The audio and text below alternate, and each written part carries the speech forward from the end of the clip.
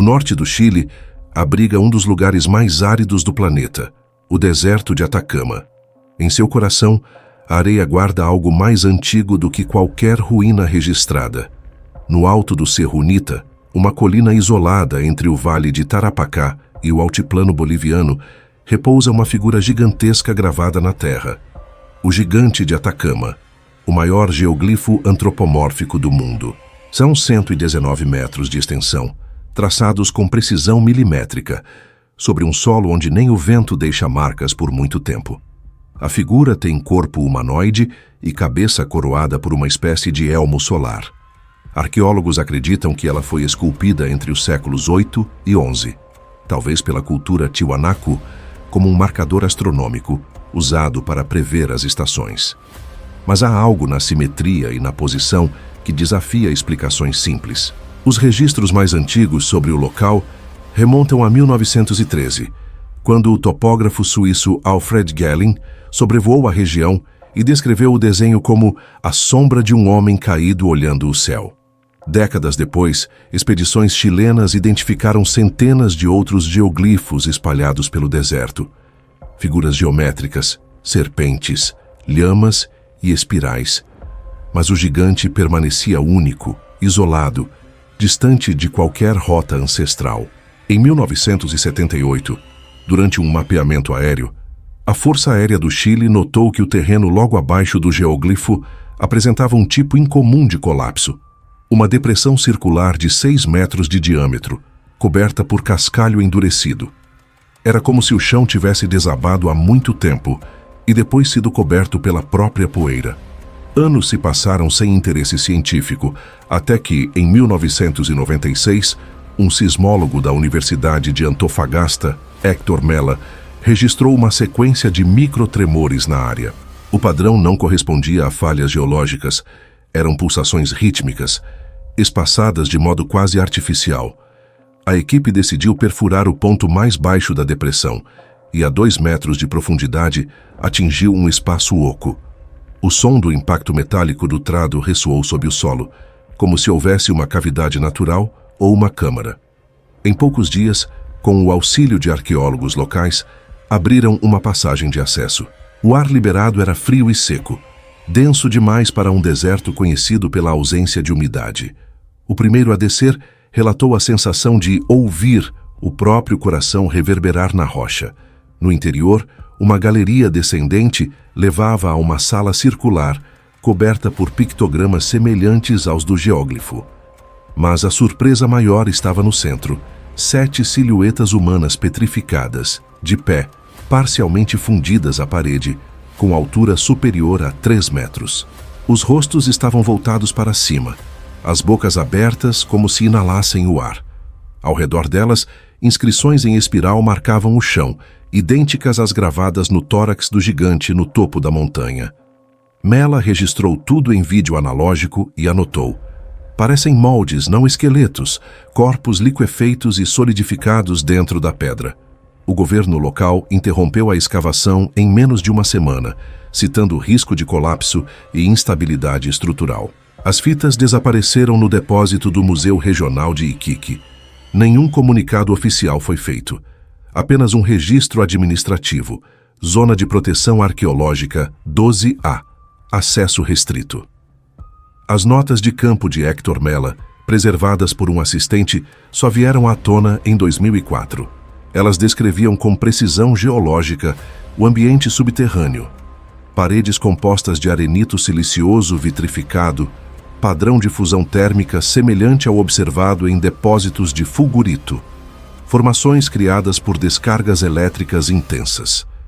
Mella acreditava que a caverna fora exposta a uma temperatura de mais de 1500 graus C, o suficiente para derreter a sílica e selar o espaço como um molde. Em um dos desenhos técnicos, ele esboçou o contorno de uma das figuras humanas e anotou: postura vertical, braços colados, dedos abertos, não enterrados, e sim incorporados à rocha. O termo enterrados vivos aparece apenas uma vez, escrito a lápis no rodapé, entre parênteses. As imagens, recuperadas parcialmente em 2011, mostram colunas humanas com textura lisa e brilho metálico. O tamanho das cavidades corresponde exatamente às proporções do gigante de Atacama, multiplicadas por escala de 1:40. Seria coincidência ou intenção?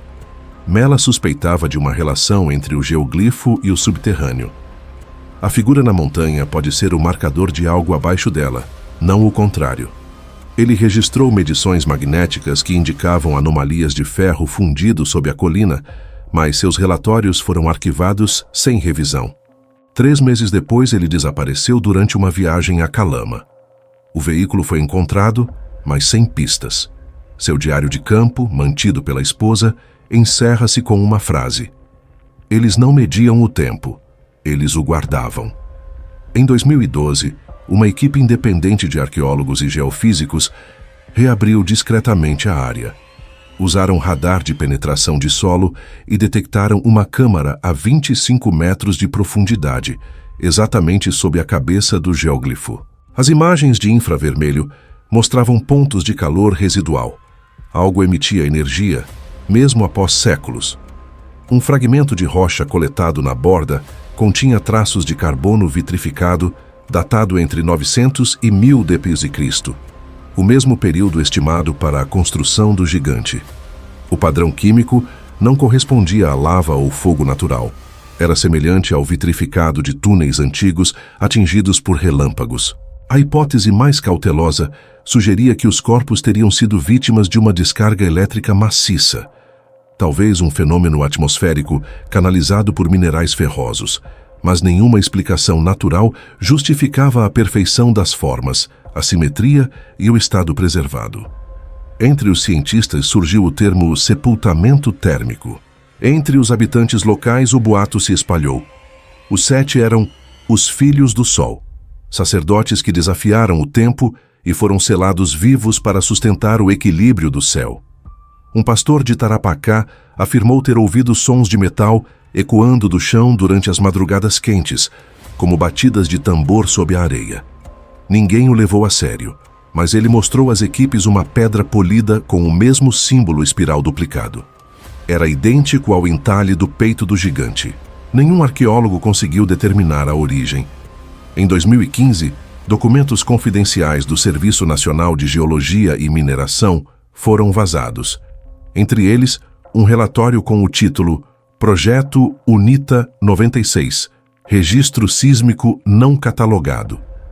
O texto, assinado por 3 engenheiros, descrevia leituras de vibração detectadas entre 1996 e 1998.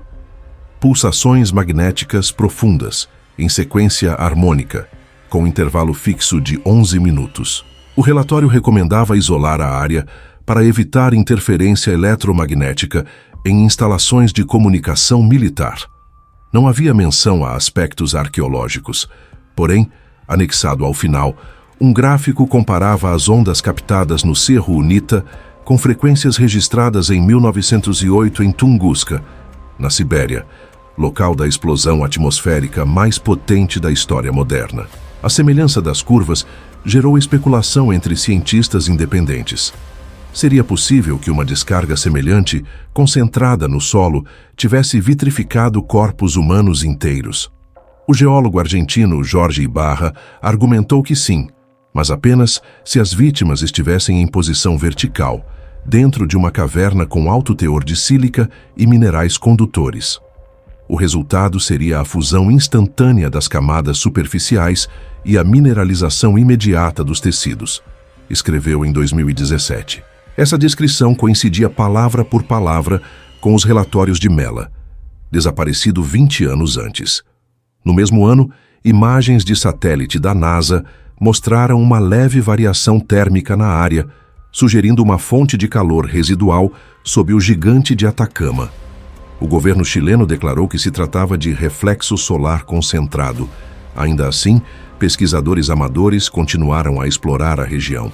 Um deles, o fotógrafo alemão Heinrich Bauer, divulgou uma sequência de imagens em infravermelho onde se distinguia um traço vertical de luz sob a cabeça do geóglifo.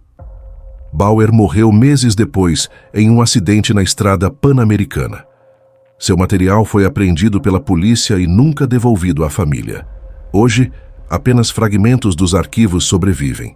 Medições sísmicas, relatórios militares, anotações dispersas.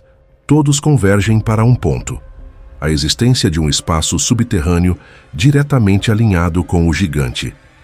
Nenhum arqueólogo chileno fala publicamente sobre o assunto. O nome de Mela foi removido de registros oficiais de pesquisa, e sua tese nunca foi defendida.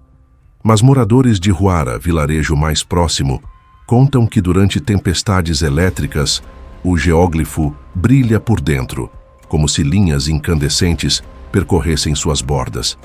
As autoridades atribuem o fenômeno à fosforescência do sal. Os moradores chamam de o despertar dos guardiões. Em fevereiro de 2020, uma expedição conjunta entre geofísicos da Universidade de La Serena e arqueólogos espanhóis conseguiu autorização limitada para realizar varreduras não invasivas na região do Cerro Unita. O líder, professor Diego Navarro, declarou em relatório preliminar: há cavidades múltiplas sob o geoglifo em diferentes níveis, com conectividade estrutural semelhante a túneis vulcânicos. A principal possui dimensões compatíveis com uma galeria artificial. As medições confirmaram anomalias magnéticas idênticas às registradas por Mela em 1996.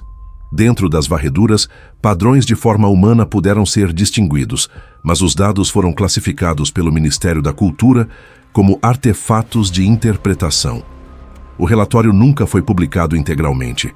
Uma semana após o término da missão, Navarro concedeu entrevista não oficial a um colega. A transcrição parcial divulgada anonimamente traz uma frase: eles não foram enterrados, foram erguidos.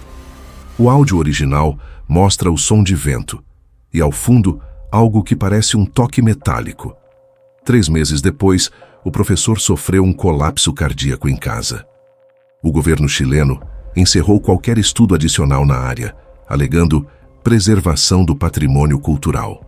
Enquanto isso, imagens de radar disponibilizadas publicamente mostraram o que parecia ser uma fenda nova, a 30 metros ao sul do geóglifo. Nas redes, circularam vídeos noturnos com clarões azulados subindo do chão. A autenticidade nunca foi comprovada, mas as coordenadas coincidiam com o antigo ponto de perfuração de Mela. Em 2021, drones de pesquisa civil foram proibidos sobre o Cerro Unita. A área foi reclassificada como zona de risco magnético. Nenhuma explicação foi dada. As histórias locais, no entanto, ganharam força. Moradores afirmam ouvir sons profundos vindos do subsolo durante mudanças de estação. Pastores relatam rachaduras no sal que se fecham sozinhas ao amanhecer. Um ancião atacamenho, entrevistado por jornalistas espanhóis, apontou para o geoglifo e disse: aqueles não são desenhos, são as janelas do subterrâneo. O homem que eles esculpiram é apenas o reflexo do que dorme embaixo. Quando perguntado sobre o que exatamente dorme, ele respondeu: os que seguram o peso da terra.